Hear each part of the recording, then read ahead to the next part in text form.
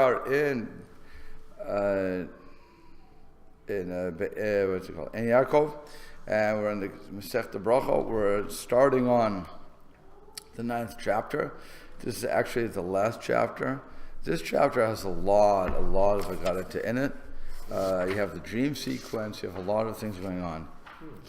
And so, God willing, we will get to all of these things. Right now, we're starting at page 54a, and it's the Mishnah. And Yaakov is only interested basically in the first line of the Mishnah right now, and it says, "Haro'eh makom shenasu bo nisim," that one who sees a place that miracles were done the Yisrael for Israel, so he should make a bracha. What should that bracha be? He should say, "Baruch sha'asa nisim la'avotenu." Blessed is the one that does miracles for our forefathers. Rashi explains. He explains here. I don't know where it is here. Kugon shahanach diktani lekama, like those which we learn later on. Ma'avrot hayam, when they were passing through the sea, the Yarden, the Jordan, Nachle Arnon, or the rivers of Arnon, the brooks of Arnon. Those places. When you see those places were done for the majority, for the Jews, so you make a bracha sha'asa nisim la'avotenu, like we say for Purim, for Hanukkah, right? Even though we're not seeing those places where you look at the candles, reminiscent of it, but that's what we're saying. So now also when we see the place, so if I go to the Reed Sea and I know where the Bnei Israel crossed, I would say sha'asa nisim la'avotenu, because that is a miracle.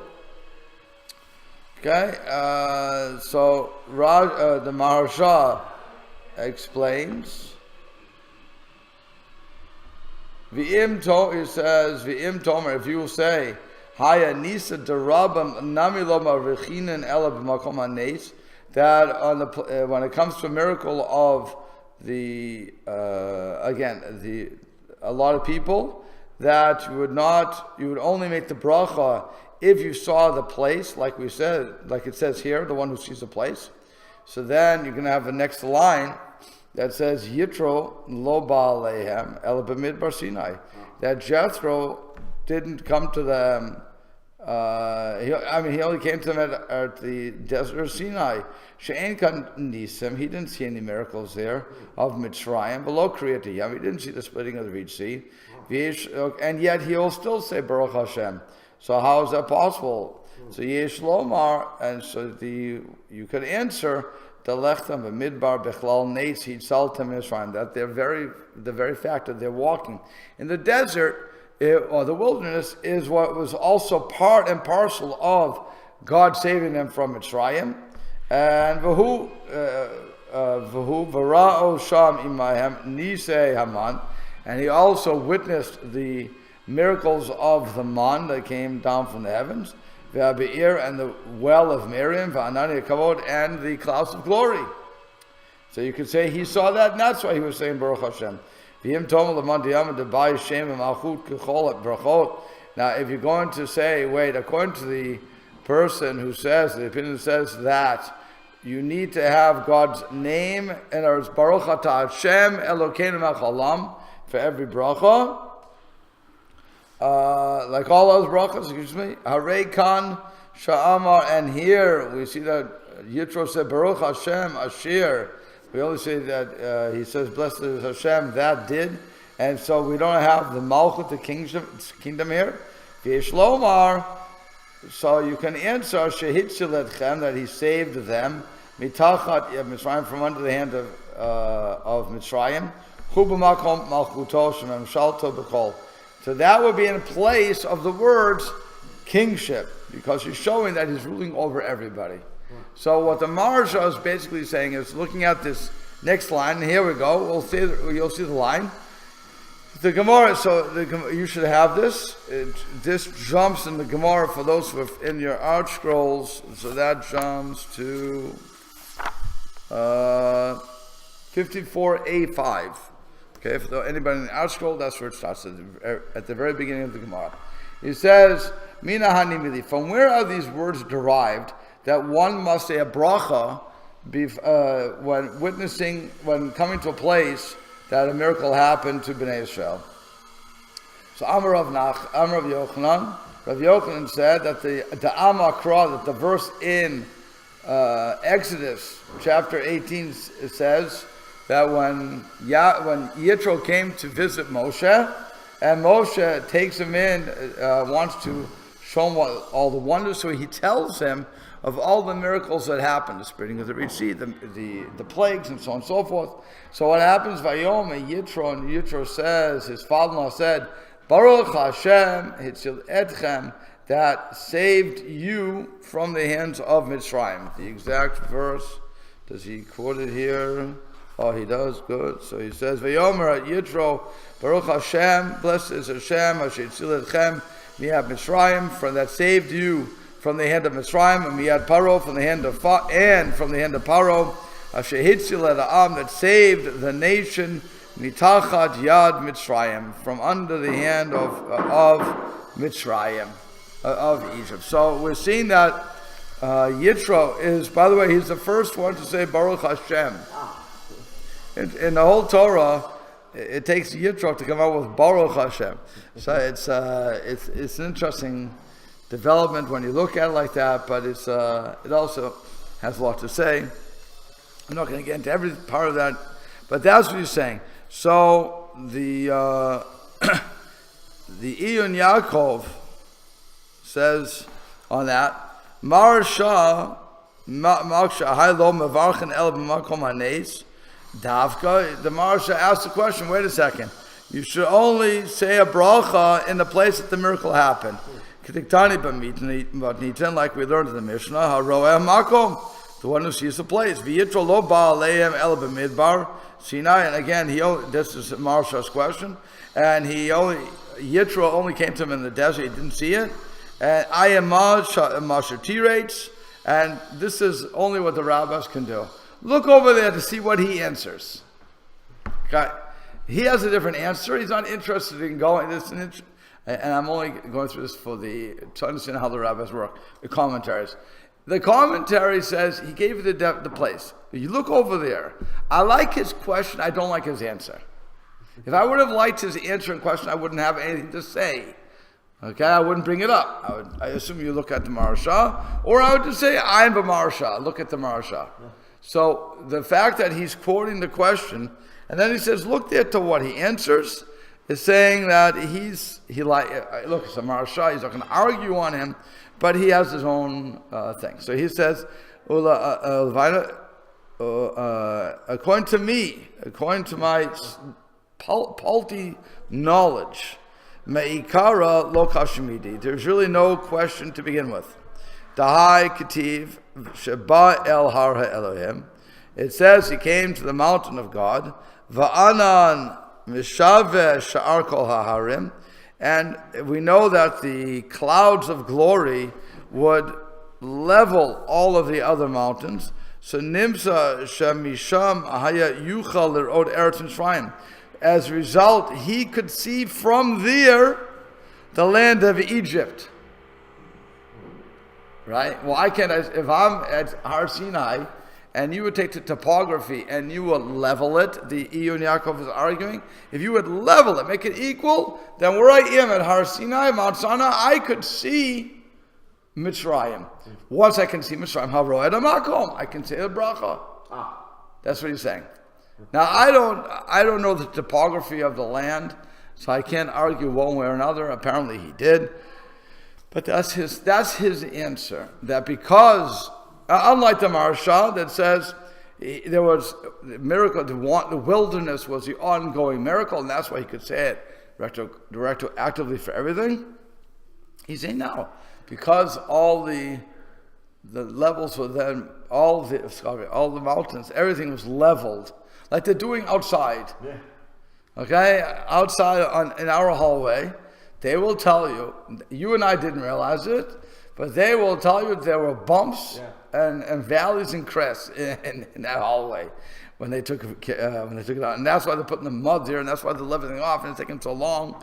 Blah blah blah.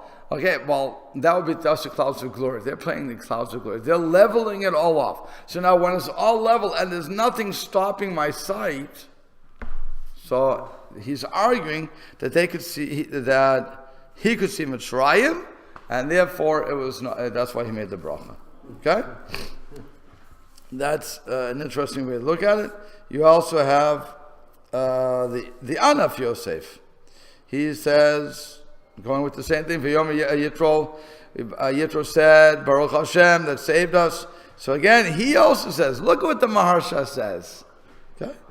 And I'm going to explain his words. Okay. Look to the Maharsha, and I'm going to tell you what he says.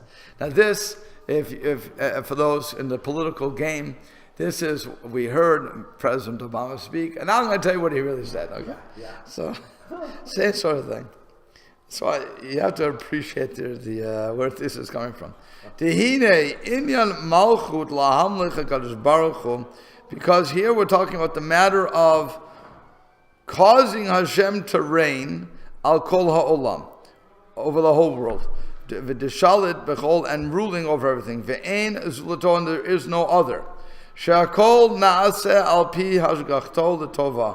that everything that is done through his supervision for the good. And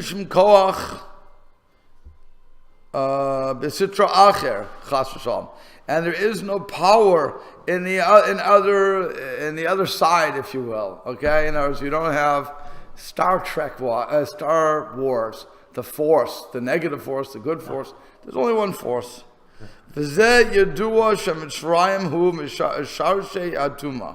Now it is known, that Egypt was the root of spiritual impurity in this world. The only spiritual entity that could enter into the land was Hashem. Not even a malach could enter there. That's how spiritually impure it was. By the way, what is spiritual impurity? Let's understand what they're talking about. Material, in other words, gashmiut, the material needs that we have. We love gashmiut. Everybody in this world loves, we would say in the yeshivish language, gashmias. Okay? Hebrew gashmiut. But it is the physicality. They were very much into the physical, just like Greeks. It doesn't really change from one empire to the next. And just like America, we're very much into Gashmias. We want to have all the needs. We're not satisfied, no matter what you give us, as far as all the newest things, we're not satisfied. We always want the next new thing. Okay? There's nobody in America, now people will yell at me, there's hardly anybody in America who's not looking for the next new thing. You may find some people who are, you calls you a Luddite. You may have Luddites in the world. But for the most part, we want something, or we want something else. We're very much into the material. So that is, the Egyptians were the ultimate when it came to that. That's what they're saying. The Tum'ah, they rejected spirituality, even though they had their different gods, blah, blah, blah, but they were rejecting all of that stuff, going much more for the physicalities. Okay? That's really the tumah we're talking about. So as a result, a malach couldn't enter there. Only Hashem. Kamor, as it says, Ani v'lo malach, v'lo shaliach, I, and not a messenger, and not another type of messenger, Ela Kadosh Baruch Hu bichvodo uva'atzmo, but rather Hashem in His honor and in His individuality, if you will. Kisha'avar Kadosh Baruch Hu balayla hu bichvodo, when Hashem in His honor passed through in the night, nichnechu chol hasitra acher, all of the other forces were humbled. V'shar she'atuma lo notar mehem mamash, and the roots of this spiritual impurity remains no more in reality. And that showed, with this incident, it showed that he has the power and the rule over all. You understand what? Now, the Anna of Yaakov, Yosef, is going very deep into something that we don't always want to appreciate. there are other powers in this world. We call it Sitra Acher. He's getting very Kabbalistic here, but there are other powers. And we learned that on Tuesday night in Derech Hashem, where the Ramchal says there are powers in the world that if we learn to tap into them, we can turn them on their heads. And we can turn them to negatives. Okay? Nothing really is negative. When Hashem didn't create anything negative, everything was for the good, but we can turn it to the negative. Okay? By the way, if you think about it, money. When we all love money. So what happens is money can be used for good or for bad. Money itself is parv. It's parv. You know what parv means? Okay. It's parv. Everything in this world is parv. It's what we assign to it that makes it good or bad. That's all. So it's that's what he's saying. That when Hashem came through the Sitra Achra, this other side, all these roots of Tumah, it was nothing, and that proved that he ruled over everything. Because if it was as the ancient world wanted to make it, there's the power of light and the power of darkness, and they're constantly at war. So then it's not going to be when the power of light, which would be God, the good God, if you will. Yeah. So then the others would fight; they wouldn't be humbled right away. Yeah, okay, the God of the underworld or something. Right. Like yeah. So the Anav Yosef is taking that. Is taking that concept away and explaining why it doesn't work for us. Why we don't accept all those that belief, the foolishness of it. We say Hashem runs everything. So when somebody never gets sick, dies, or whatever the case, it's God. It's not the devil. It's not the Malach HaMavet has power. It's God. God said, time up. You know, next part of the journey, please. You know, it's time to go. That's why it says, V'yitro Baruch Hashem. That's why Yitro says, Baruch Hashem. Praise Hashem, that saved you from the hand of Mitzrayim. Daika Hayinu Hatzala Miyad Hashem is Baruch B'atzmo. He was medayik. He was specific to say that the salvation was through the hand of Hashem alone. From Mitzrayim, that was the root of Tumah. V'ein malchut gadol mizeh, and there is no kingship greater than this. Shemarumas ki lo hakoach v'mshal b'chol, hinting that he has power and rule over everything. Ve'ein milvadon, there's no one beside him. So if you're going to ask, why didn't Yitro say, Baruch atah Hashem Elokeinu melech haolam asher asa nisan levatenu, or asher hitzil it? Because he doesn't have to say that saved or that made miracles.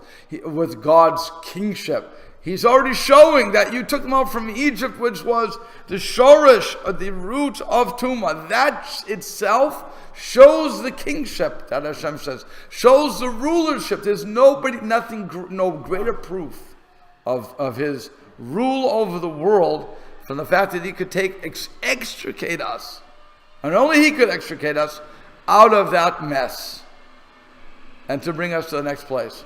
And if you think about it, why is it so difficult to extricate us from that? We're slaves, right? We're slaves. It should be fairly easy to save us. The answer is no. Remember what I said. Tumah is representative of Gashmias.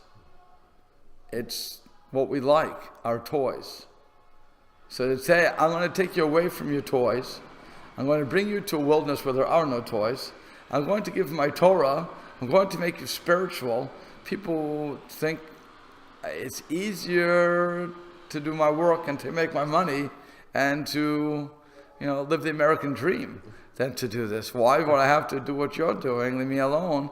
I don't want that. And I extricate you out. I pull you out and I make you realize, this is a better deal. That's showing rulership. That's really the malchus here that we're talking about. You understand? It's a beautiful thing that he's saying. Okay. Yeah, you got it, Bill? It's good? Okay. So let's go on. So now the Gemara says, where is it here? Yes, so it says, Anisa derabim mevrachin. So the Mishnah says only that a miracle performed for the masses, we should recite a bracha. Anisa diyachid la mevrachinan, which implies on a miracle performed for an individual, we don't make a bracha. That's the implication. Okay, so it goes on to say, but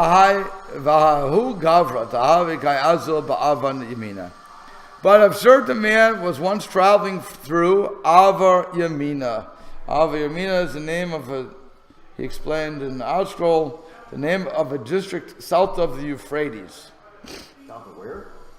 The Euphrates. So Nafal Allah alei Aryeh. A lion fell upon him. No, he met a lion. A miracle was performed for him and he was saved from the lion. Ata l'kaimi to Rabbi, came before Rava. Who said to him, Kol ema tematit lahatam barich.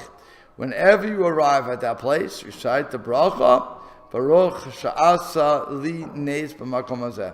Praised are you, praise is the one who performed a miracle for me in this place. So we're seeing a story that indicates that if something happens to an individual, that he also should make recognition of that, and that's it. Okay, so we're seeing. So where does that case come from? Does it say where that case, when Robert told him about that? Does it indicate where that, is that biblical or is that just a story that Robert had from someplace and he was telling him? Yeah, and the Gemara is telling it. The Gemara asked the question. Ravina and Ravashi, who are the redactors, they're putting it together because they said from the language of the Mishnah, it says Aroa. Again, the Mishnah is very clear. Aroa Malkom Shanasu Bonisum Israel. When you saw that, it was done for Israel. So that would indicate only for a lot of people, when a miracle is done for a lot of people. But let's say it's done for you individually. So do you make a bracha? It seems you wouldn't. It really has to answer the question. At this point, no, so I had another case where a person had a lion jumped on and he was saved, and so he said a bracha. And no, so the rabbi told him to make a bracha. Huh? The Rav told him to make a bracha. Rava told him to make a bracha. Yeah. In other words, you come to me, okay, benching goimel. Everybody has a problem with, should they make a Thanksgiving bracha? Shouldn't they make a Thanksgiving bracha? Oh. So you come to me, you say, Rabbi, I went on the plane, I went on El Al, I went to Eretz Israel, I went to Boston, wherever I went to. And I came back here, should I bench gomel? And I say, yes, bench gomel. Why? Because going on a plane is a dangerous thing. Even though the majority of the times it won't crash, driving in a car is more dangerous than flying in a plane. Nonetheless, sorry? Crossing the street. Crossing the street. I think they say driving is... driving. Right out of the front here. Oh, that's right. Walking to the Torah Center sometimes can be more dangerous. You don't know what bridge to cross anymore. Okay, but the point is that you come to me with something, and I say yes, you should bench gomel. Now, some other rabbi may say no. I'm not going to argue on one. Everybody's going to say yes and no, or yes to across the board. But let's say for this argument, I'm a big rav, which I'm not. But let's say I am. Okay, I'm only big on my stomach. That's how my bigness is. Okay, but let's say you asked a real, a poll's sake. Let's say you guys called Rabbi first. Yeah. Okay, so you call Rabbi first and you say, Rabbi, this is my case, and he says yes. Okay, so you have a record of that. So now you tell your kids, why am I saying a bracha whenever I pass that place, or whenever I take that plane? Because Rabbi first told me I should. Rabbi first did not tell anybody anything in this class. Okay. That's it's just a case. Okay. But it's just a what if. It's just a what if. I'm just using his name for everybody out there. Don't go to Rabbi first and say you said. Okay, he didn't do it. But it's but let's say that somebody like that at that level would. So okay, and then somebody went to Rev Shechter, and again Rev Shechter didn't say anything at this point. But And he said, no, you don't make a bracha. So now I have two sides. So the school of Rav Shechter would say you don't make a bracha. The school of Rav First would say you do make a bracha. So now I'm bringing it up just to say that there's an argument, at least an argument, about this case. And I'll give you a proof, because the guy came to Rava, and Rav said, yes, you should make a bracha. Whenever you see the place that miracle happened to, you make a bracha. Okay, or you pass the place. So now it says Umar that you understand how that works. So they're just bringing it to say, you said you don't make a bracha. I'll prove you that there at least one person that says you do make a bracha. And then it says Umar bered the Ravina. So now Umar the son of Ravina hava ka'azul b'fakta the aravot utzcha lamaya. He was once going through the valley of Haravot, and he was thirsty for water. Itavi lenisa. A miracle was performed for him. A well of water was created for him, and he drank from it. And yet another time, he, this Mar, the son of Ravina, was traveling through the marketplace of Mechoza.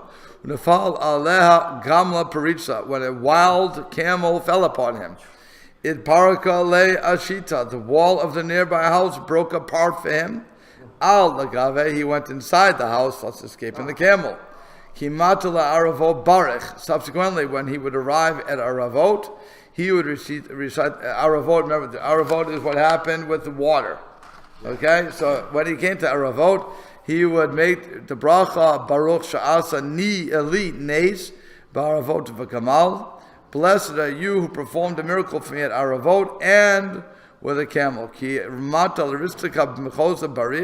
And when he would arrive at the marketplace of Mechoza, he would recite the bracha Baruch Sha'asani Leis Begamal Uva Aravot. Blessed are you who performed a miracle for me with the camel, that was in this place, and at Aravot with the water. So he's indicating both. So we see from these examples that even a miracle performed for an individual warrants a bracha. Our Mishnah, however, implies that one recites the bracha only on account of the miracle performed for the nation. So the Gemara answers, Amri, they answered, Anisa de Rabim, on a miracle performed for the masses. Kuli alma mechayva levaruche. Everyone is obligated to recite a bracha. Anisa de Yachid, but a miracle performed for an individual, Ihu. Only he, the one who happened, the miracle happened to him, he or she is required to make the bracha. So the article explains, thus the mission does not contradict the law that a miracle wrought for the individual requires a bracha.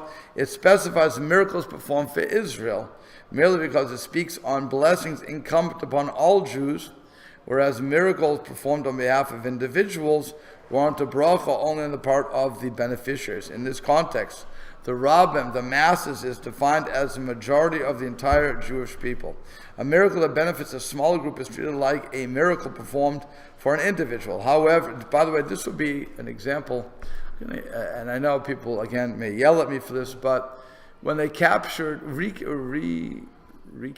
I guess, I don't know how you would say it, when they got back to the Western Wall. Yeah.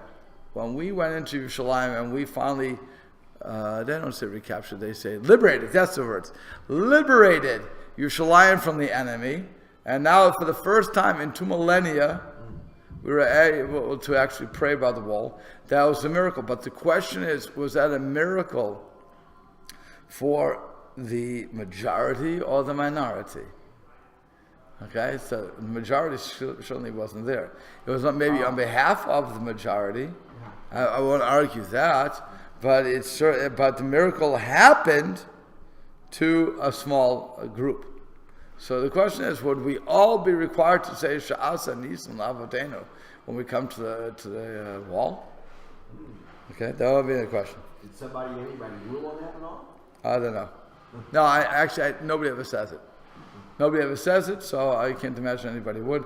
What we say is they have to do kriya when you come to the wall. You have to rip your clothes because of the mourning. But nobody ever said Sha'asa Nisan. I never heard it anyway. But that would be a question why we're not doing it. It's because of this Gemara that clearly a miracle happened that day. Okay. He says, however, a miracle wrought on behalf of a person who was famous throughout the entire nation, David's general Yoav, or Ben Surya, or a miracle that generated a public sanctification of Hashem's name, Dinah's rescue in the lion's den, is treated like a miracle full of masses. So according to that, we certainly should say, Baruch Hashem for the wall. The text of the Rif and the Rav Haigaon reads, Anisa Diachid Hu Uvarei Tzricha Livruche. And here the Rif and the Rav read, they have the Rav Haigaon reads the Gemara as follows. On a miracle performed for an individual, he, his son, and his grandson are required to recite a bracha. Some rule, therefore, that not only the beneficiary himself, but also his children and grandchildren must recite the bracha. Others even extend this obligation to all of the beneficiary's descendants. So a student should recite a bracha upon seeing a place in which a miracle was performed for his teacher. And this only applies to the primary teacher that he has, not primary school, but the one he goes to specifically.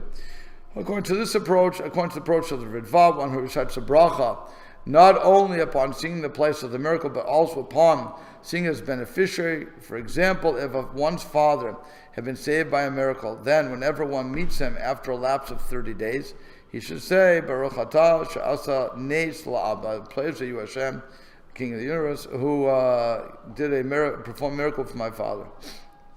There is an opinion that requires a blessing, even upon seeing a friend for whom a miracle has been performed, although no blessing is recited in the place of such a bracha. Fine. So you have, in the context of these laws, some commentators define a miracle as an act of divine providence that supersedes the laws of nature. Others, though, include any unlikely coincidence. So you have a question as to what the miracle really is, but it's a very interesting concept of, how do you say do you say a blessing? And the answer is yes. So if you had, God forbid, if anything happened and you were saved from something, my father had a lot of stories when he was on the highway traveling back and forth from, I must have been Stoughton at that point, Stoughton to Rhode Island. He used to have to make that commute, Pawtucket, Rhode Island. And it was once an icy road, and it was a clear road, but he hit a patch of ice, black ice. The car spun around a couple of times on the highway. You're going 70 miles an hour, whatever it was, 60 miles, and it spun. Nobody hit him. He was nothing happened, thank God.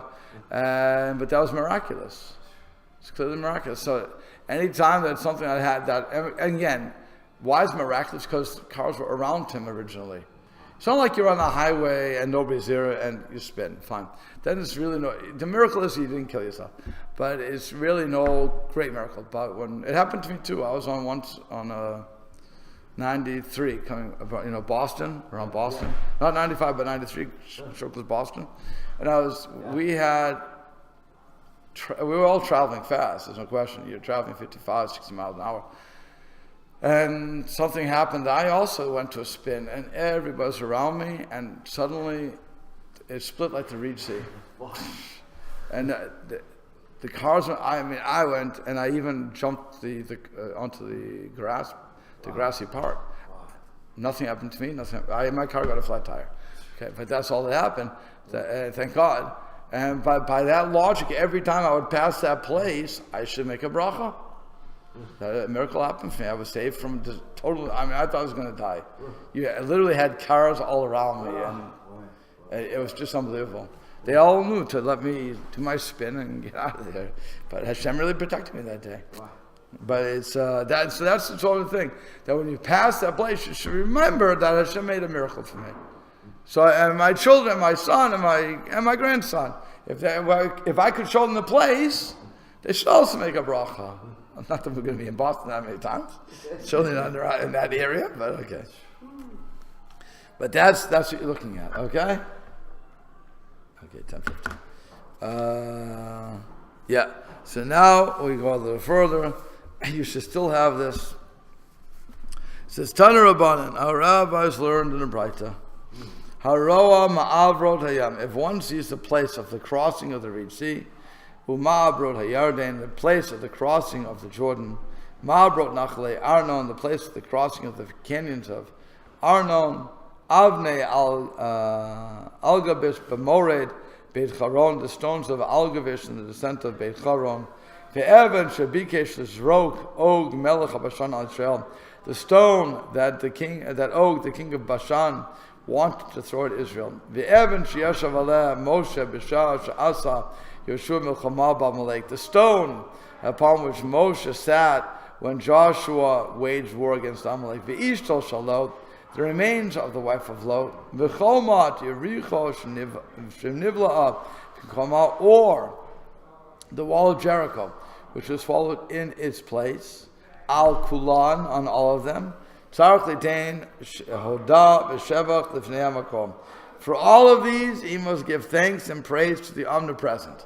Okay, so now if you can figure out where all these places are, you too can make a nice tour group. Because apparently at one time, this was known. So I don't know, we have a whole argument as to what the sea was. Now, as Rashi calls it, the Reed Sea, the Yamsuf, it's the Sea of Reeds. It was known for years as the Red Sea. So that means... In Hebrew? No, I'm saying about... Translated it. Correct. So for years, people were looking in the wrong place. That's what James Cameron wants to argue anyway. Okay. But the point is that we no longer know where these things are. So it may have been at one time, there were some nice tour guides who knew. Also, you have the place of the crossing of the Jordan. And that's when they were entering Eretz Israel under the leadership of Yehoshua. So they parted and they went on dry land. Again, if you know, what you'd have to do is locate the 12 stones. So if you can locate the 12 stones, fine. And then the stones of Algabish and the descent of Beit Charon, or certainly the stone that Og wanted to throw upon Israel. I have no idea how you would know where any of these things are. It's just something. As far as the remains of the wife of Lot, if you go to Eretz Yisrael, I heard they have something that says Lot's wife. But it's clearly not. It's a tourist trap. Oh, really? What about when we visit our friends in Beit El? They have what is represented to be Jacob's stone, where he lay down his head to sleep and had the dream. Good. Again, I wouldn't make a bracha based upon what the Israelis are telling me. Prove it. Right. Some Arab sheikh hundreds of years ago, they built a tomb for him, and that little structure is there where this Arab sheikh is said to be buried. And they always choose Jewish spots to do things like that. Okay. So that proof, right? Again, I wouldn't make a bracha based upon that, but it's okay. By the way, the Nachle Arnon, what happened at Nachle Arnon? So Rashi explains that the brook of Arnon was Emek Amuk. It was a deep valley between two big mountains. And what happened was the Jews had to pass between these two places, this valley. So the Amorites, hid in the mountains. And when the cloud of glory came through, it levels everything, right? So these mountains they came together and crushed the Amorim who were hiding to drop rocks on them.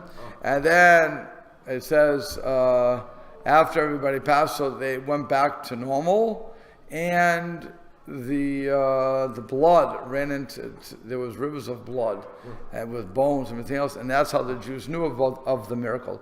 Otherwise, they would not have known of the miracle. By the way, that also takes the honor of Yosef and asks a question on him. You said that everything was leveled, so what do you do about this? When they passed through, so and we see that the mountains came back, so maybe all the other mountains came back. So he would answer to you, by the way, that no, the reason Hashem brought those mountains back was that you could see the miracle retroactively. But the other mountains he would have left leveled. That's how he would answer you. But that you could certainly ask that question, and one should ask the question. Okay, so far so good? Just don't want to get lost in time here. It's 10:56. So, we'll stop here.